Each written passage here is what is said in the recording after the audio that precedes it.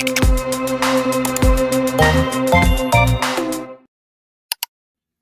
dan selamat datang di Jasa Klinik Podcast. Podcast yang ngobrolin apa-apa saja mengenai riset terbaru di bidang bioscience. Sama saya Putra dan rekan saya Miftah. Yuk kembali lagi setelah sekian lama. Iya, setelah sekian lama dan akhirnya ini offline. Online juga kok nanti. Iya kan diupload, tapi maksudnya enggak pakai line. Iya, langsung ketemuan. Oke, bahas apa kita? Hari ini tuh ada sebuah teknologi yang lebih bisa dikatakan mungkin lebih presisi daripada CRISPR. Kayaknya lebih presisi deh. Iya, lebih presisi, lebih beda fungsi juga sih kayaknya. Iya. Kalau CRISPR tuh kan dia ngemotong di double stranded. Iya, double stranded DNA. Kalau yang ini single stranded DNA. Oke. Ini langsung masuk bahasan. Masuk lah. Kan cashless ini. Oke. Teknologi ini namanya SSN. Single stranded nuclease. Ini discover dari bakteri Neisseria meningitis.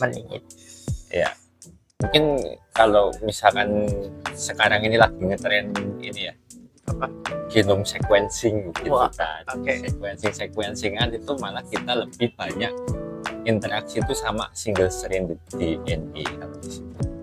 Karena genom itu diurutkan kan mesti dibuka dulu, dipisah, baru dia di sequencing. Jadi ini lebih relevan ya? Ya, lebih relevan untuk teknologi saat ini, dan banyak sih aplikasi dari single stranded DNA itu sendiri untuk dipotong itu. Nah, sebelum kita lebih jauh, kita jelasin dulu bedanya ini dengan CRISPR gitu. Selain tadi dia sisi pengenalannya bukan double stranded DNA tapi single stranded. Yaitu yang pertama. Itu yang pertama. Kan makanya aku bilang selain itu. Gitu. Yang kedua, secara mekanisme juga agak beda, walaupun ini belum dikaji secara mendalam ya. Karena variannya cukup banyak banget juga si SSN ini. Ya. Cuma yang jelas dia cuma satu enzimnya itu cuma satu kompleks aja. Satu apa sih istilahnya, lupa aku. Subunit. Iya, subunit bukan apa ya? Iya, kalau misalkan di kompleksnya CRISPR kan ada Cas9, ada guide RNA-nya. Sedangkan si SSN ini nggak punya guide RNA. Jadi dia mengenalinnya tuh cuman dari dia ngenalinnya dari apa? Dari sequence juga kan? Iya, dari sequence. Dari sequence juga. NPS itu kalau di situ Neisseria transcription. Iya, transcription sequence itu masih belum didalami banget. Cuma dia mentarget di situs spesifik juga. Dia nggak tiba-tiba random motong gitu. Cuma ada situs spesifik yang ditarget. Cuma mekanismenya belum begitu diekspor di jurnal. Tapi sudah ada beberapa hal yang mereka ungkapkan yang mungkin mempengaruhi fungsi pemotongan kan. Misalnya tiga sequence awal dari apa namanya itu palindromic sequence itu kan. Dan dia nggak bisa reverse-nya, dia nggak bisa ngenalin reverse-nya, nggak bisa kebalikan. Dan juga ini si SSN ini semacam klaster enzim baru di golongan YIG itu untuk memotong single stranded. Jadi banyak ditemukannya sebenarnya di Neisseria juga, itu variannya banyak sekali. Cuma ada yang varian baru ini yang cuma punya satu kompleks enzim tadi. Ada juga beberapa tapi punya beberapa unit di enzimnya itu. Ini yang paling simpel gitu kalau yang paling di SSN ini untuk mentarget. Dan Struktur itu. ada beberapa juga di jurnal ini juga dijelaskan kalau misalnya dia itu ada structure hairpin ya. Ya.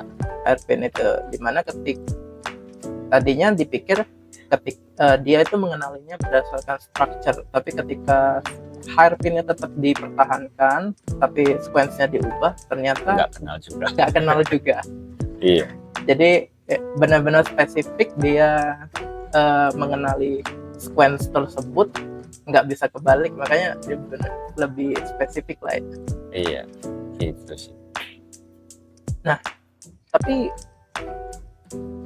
berarti kan sebenarnya ini tuh beda ya fungsinya dari CRISPR. Jadi penggunaan aplikasinya pun menurutku nggak saling oh ini bakal menghapus CRISPR, itu enggak. Sangat berbeda. Ya itu sih, kalau teknologi sekarang, kalau misalkan di sequencing gitu bisa, kalau misalkan target set tertentu gitu, di berapa bibi gitu kan bisa mengurangi DNA sharing misalkan kan.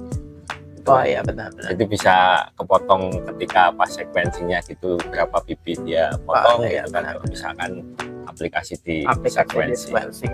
Jadi nggak tiba-tiba terlalu pendek atau terlalu panjang. Iya, lebih presisi kan. Kalau DNA sharing yang existing kan lebih ke kayak pakai ovaristop gitu kan, lebih ke mechanical atau dipakai pipet tusuk-tusuk gitu kan, agak sedikit random kan sebenarnya itu. Dan misalkan ada kemungkinan juga jadinya karena potongannya terlalu pendek, jadinya nggak bisa dipakai. Terlalu panjang juga jadi nggak efektif. Jadi bisa lebih presisi sih. Selain karena juga lebih simpel juga enzimnya itu kan. Untuk misalkan diaplikasikan ditambahkan ke reaksi gitu, tidak seperti si CRISPR yang mekanisme kerjanya agak lebih ribet kan itu sebenarnya. Dan lebih kompleks juga. Iya, lebih kompleks juga.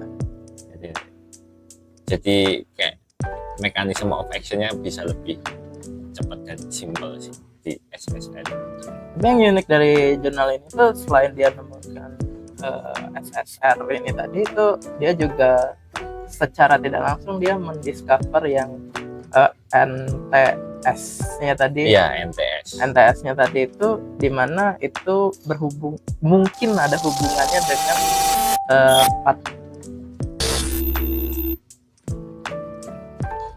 mana gitu.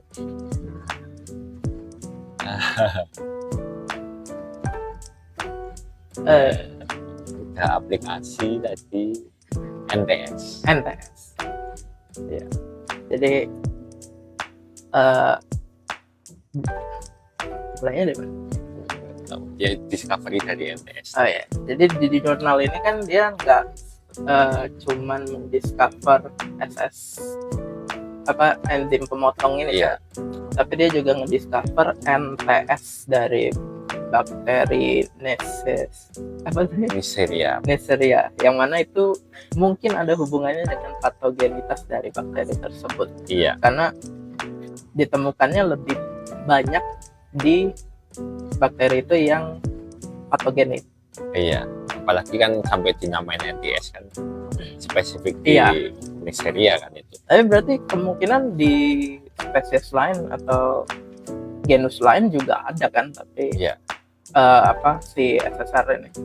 Iya, ya itu mungkin. Cuma kan yang terindikasi di sini juga ditemukan bahwa si peran SSN itu termasuk ke struktur dari genom si Neisseria itu sendiri yang jadi sangat fleksibel gitu kan. Benar. Jadi bisa kepotong pindah-pindah gitu gennya itu. Jadi bisa semacam direkonstruksi gitu ya. Itu Heli kayak bisa menangkap gen-gen baru atau gen-gen asing gitu kan. Sebenarnya itu juga salah satu ciri khas dari patogen, yang highly adaptable, istilahnya horizontal gen transfernya cukup tinggi, makanya begitu ada obat gitu juga bisa di bypass dengan cukup mudah sebenarnya sama si patogen itu. Jadi makanya ada multi drug resistant kalau sekarang itu kan. Menarik sih. Ya, lucu sih. Iya. Lucu.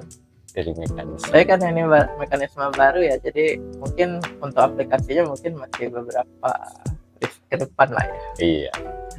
Mungkin kalau sekarang bisa lebih cepat, mungkin Ya, tahun cepat depan sih. mungkin udah bisa diaplikasiin itu kalau riset itu. Tapi ini unik kan yang tadi kita ngediscover yang MTS bagian tadi itu kan berarti kan ada kemungkinan di spesies lain itu juga bisa kan teknologi bioinformatik saat ini Iya. gampang iya, banget kan Iya, nyari tinggal dicek aja NTS. dalam tanda kutip pola tersebut Cukup mudah itu. yang mungkin bisa sebagai predik ada enzim atau mekanisme yang menyerupai atau mirip kan di Ya ketemu ini family dari SSN-nya dulu kan itu.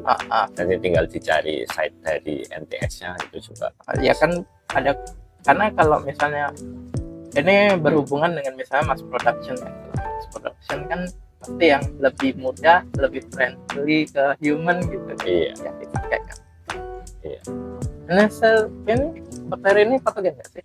Patogen. Wah. Namanya juga Neisseria meningitis. Ya siapa tahu nggak patogen ke kita. Ya kan nggak tahu, siapa tahu. Memang memastikan. Ya. Tapi banyak kan bakteri patogen itu yang awalnya bakteri patogen kan didiscover, baru kita ngediscover banyak metode-metode dari bakteri patogen. Iya, malah dari bakteri patogen. Soalnya yang nggak patogen itu biasa-biasa aja. Dia diam-diam aja tuh. Iya. Nah, ya itu sih SSN ini lucu sih itu. Iya, bahkan yang sering dibuat untuk percobaan sampai sekarang kan bakteri patogen. E. coli. Iya, ya udah. Tapi kan dia juga penyusun mikrobiom. Jadi patogen apa enggak sih? Kalau jumlahnya banyak. Ya kan patogen juga tergantung forum. Oh iya, forum saya. Ada mekanisme forum sensing untuk memenuhi kepatogenannya si patogen. Next, jurnal kedua mungkin ya. Enggak, stop dulu habis itu ganti. Oh beda. Beda dong. Kira langsung. Iya enggak dong. Oke. Mumet nanti. Jadi itulah tadi apa namanya pembahasan dari penemuan SSN, sebuah tools, mungkin potensial tools untuk genome editing. Iya, genome editing yang beda mekaniknya dari CRISPR. Iya. Dan banyak aplikasi yang lainnya. Ya. Itu. Sampai jumpa di Jasa Klinik podcast episode berikutnya. Bye bye. Bye bye.